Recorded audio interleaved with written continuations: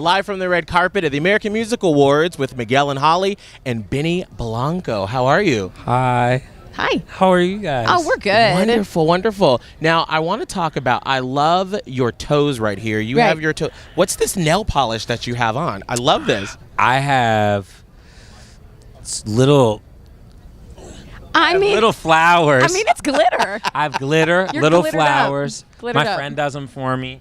I don't think I could. You know, I've tried to paint my nails one time in my life. It did not go well. It's so much harder. Like, every woman deserves like a Purple Heart. That's why you go when you get it professionally It's done. crazy. It's too much. Yeah, it's way too much. Yeah. Well, I love it because your single right now is exploded everywhere. Right. But your career, you sort of were helping everyone else be successful.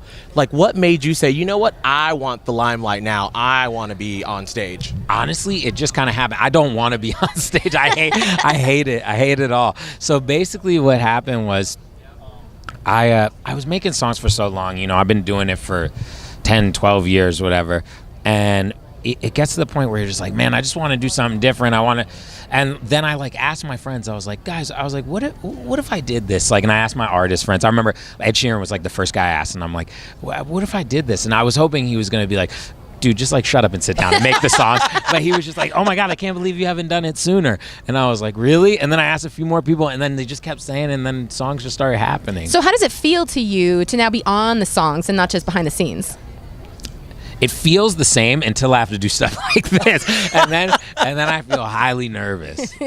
What's the most nerve-wracking part about sort of, you know, being in the limelight? Is it, like you said, giving interviews, or is it like performing in front of other people? I try to do as little as possible, so there's no room for error. Like, even on stage, like, I'm not going to be doing that much. I literally made them build a replica of my studio at home as the stage, because I didn't want to be nervous. So you can bring the comfort of home to the stage. Exactly. That was the theory in my head. It worked. It worked. That's good. I feel comfy. Now, I have to ask, because you've worked with so many artists, who is the most fascinating person?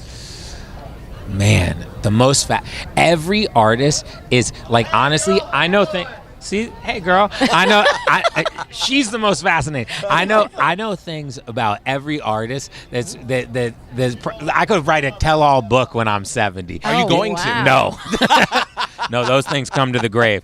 No, who's the most fascinating? I feel like, you know, Ed Sheeran's very fascinating. The Weeknd, like, these people that live more private lives. Like, you know, like, it's like, you know, it's like Kanye is one of the most fascinating I ever worked with, because he was like such a hero of mine, and then like I finally got to work with him this past year and stuff. So. Oh, that's so amazing. And is he as out there and creatively exciting as it seems in real life? He's the nicest person, like, in the world. When you mean it's nothing like any of that. Like, he's just like the sweetest man. Like, and he's just like has this like bright smile. He's like never upset, never anything. And it's like the most humble dude in the world. Even though every gif and picture is him frowning. It's so great. He's not like that at all. Wow. Now, so what is it like when you're trying to mesh your creative process with another person? Because I'm sure every artist has their own process of how they get, you know, to the finished product. How do you like mesh it together? I'm basically a therapist. So I sit there